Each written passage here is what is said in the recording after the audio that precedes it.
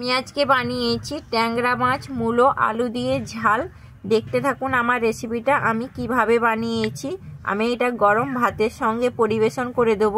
যদি আমার এই রেসিপিটা ভালো লেগে থাকে তাহলে আমার চ্যানেলে লাইক, শেয়ার, কমেন্ট ও সাবস্ক্রাইব করে দেওয়ার অনুরোধ রইল। নমস্কার বন্ধুরা, কুকিং অর্পিতাতে আপনাদের সবাইকে স্বাগত জানাই। আশা করি আপনারা সবাই ভালো আছেন। আমি আজকে বানাচ্ছি নদীর ছোট ট্যাংরা মাছ দিয়ে আলু আর মূলো দিয়ে ঝাল। আমার যদি এই রেসিপিটা আপনাদের ভালো লেগে থাকে তাহলে আমার চ্যানেলে একটা লাইক ও একটা সাবস্ক্রাইব করে দেওয়ার অনুরোধ রইল। এই যে আমি নিয়েছি ট্যাংরা মাছ, দেখুন এই যে কি সুন্দর আমার টাটকা ট্যাংরা মাছ। আমি কিন্তু এটা আগে থেকে কাটিং করে পরিষ্কার করে ধুয়ে নিয়েছি। আর নিয়েছি মূলো, আমি এখানে দুটো মূলো নিয়েছি। আর নিয়েছি একটা আলু। আমি ট্যাংরা মাছে প্রথমে নুন হলুদ মাখিয়ে দিচ্ছি, লবণ আর দিচ্ছি হলুদ, আর দিচ্ছি একটু সর্ষের তেল। ট্যাংরা মাছ যেহেতু তেল ছিটকায় খুব, তাই জন্য একটু সর্ষের তেল দিলে কিন্তু তেল ছিটকাবে না।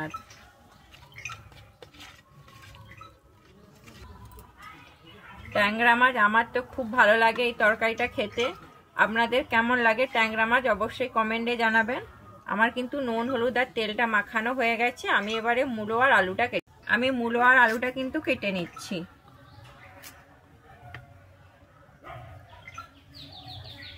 আমি কিন্তু মূলোর গাটাকে প্রথমে এইভাবে ছিলে দেবো। মূলোটাকে কিন্তু সরু সরু করে কেটে নেব।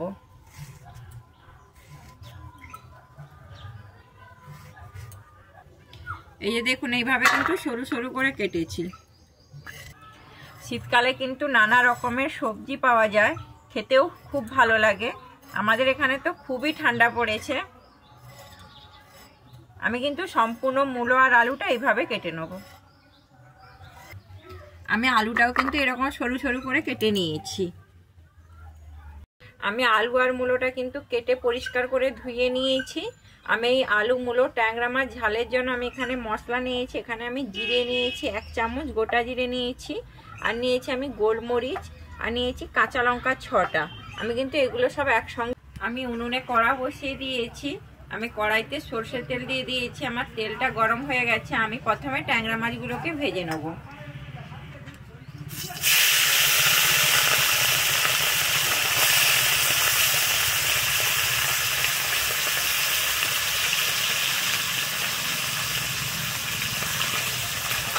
আমি কিন্তু ট্যাংরা মাছটা এখানে লাল করে ভেজে নেব প্রথমে।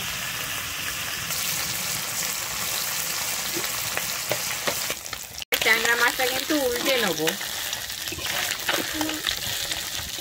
আমি ট্যাংরা মাছটা কিন্তু এখানে খুব সুন্দর লাল করে ভেজে নিয়েছি। আমি এবারে মাছটাকে তুলে নিচ্ছি। ট্যাংরা মাছটা এরকম ভাবে একবার ঝাল বানিয়ে খাবেন, দেখবেন খুব অসাধারণ লাগে খেতে। আমি মাছ ভাজার তেলেই রান্নাটা করে নেব। আমি প্রথমেই দিয়ে দিচ্ছি এখানে কালো জিরে। আমি এরপরে দিয়ে দিচ্ছি চেরা কাঁচা লঙ্কা। আমি এখানে 4টা চেরা কাঁচা লঙ্কা নিয়েছি। আমি এরপরে দিয়ে দিচ্ছি কেটে রাখা আলু আর মূলোটা।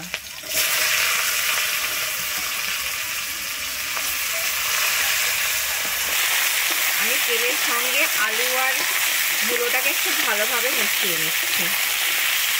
এই রান্নাটা কিন্তু বেগুন দিয়েও হয়, সেটাও খেতে কিন্তু খুব অসাধারণ লাগে। প্রথমে আমি দিয়ে দিচ্ছি লবণ, তারপর আমি দিয়ে দিচ্ছি হলুদ। আমি লবণ আর হলুদটা খুব ভালোভাবে মিশিয়ে নিচ্ছি এখানে।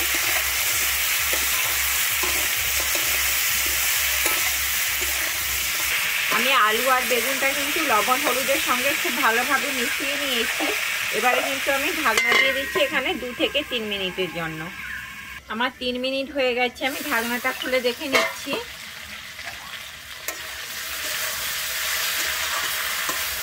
আমি এখানে খুব ভালোভাবে কিন্তু ভেজে নেব, তাই জন্য আমি কিন্তু আবারও ঢেকে দিচ্ছি। আমি কিন্তু এইভাবে ঢাকনা দিয়ে মূলো আর আলুটাকে খুব ভালোভাবে এখানে ভেজে নেব। আমি কিন্তু ঢাকনা দিয়ে খুব ভালোভাবে ভেজে নিয়েছি। আমি আবারও কিন্তু ঢাকনাটা খুলে দেখছি। আমার মূলো আর আলুটা কিন্তু এখানে খুব সুন্দর ভাজা হয়ে গেছে। আমি এরপরে এখানে দিয়ে দিচ্ছি ঝাল লঙ্কার গুঁড়ো। আমি এখানে ঝাল লঙ্কার গুঁড়োটা 1 চামচ নিয়েছি। আমি ঝাল লঙ্কার গুঁড়োটা দিয়ে কিন্তু একটু ভালোভাবে নেড়ে নিচ্ছি আলু আর মূলোর সঙ্গে।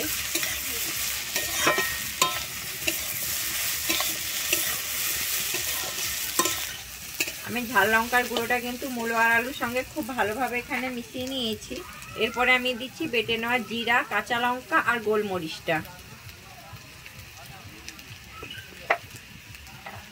আমি জিরে, কাঁচা লঙ্কা আর গোলমরিচটা কিন্তু এখানে একটু খুব ভালোভাবে কষিয়ে নেব।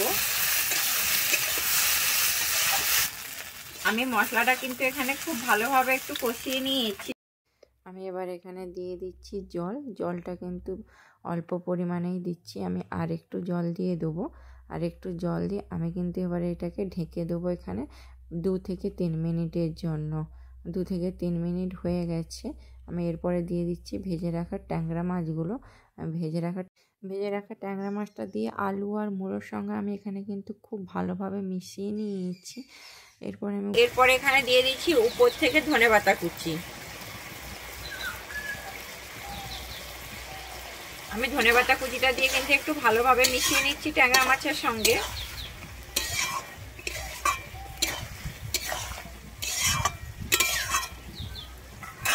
এরপরে কিন্তু আমি এখানে ঢেকে দিচ্ছি 2 মিনিটের জন্য। আমার 2 মিনিট হয়ে গেছে। আমি ঢাকনাটা খুলে দেখে নিচ্ছি। আমার রান্নাটা কিন্তু এখানে সম্পূর্ণ রেডি হয়ে গেছে। আমার যেহেতু ক্যামেরাটা বন্ধ হয়ে গেছিলো তার জন্য আমি কিন্তু দুঃখিত চাইছি।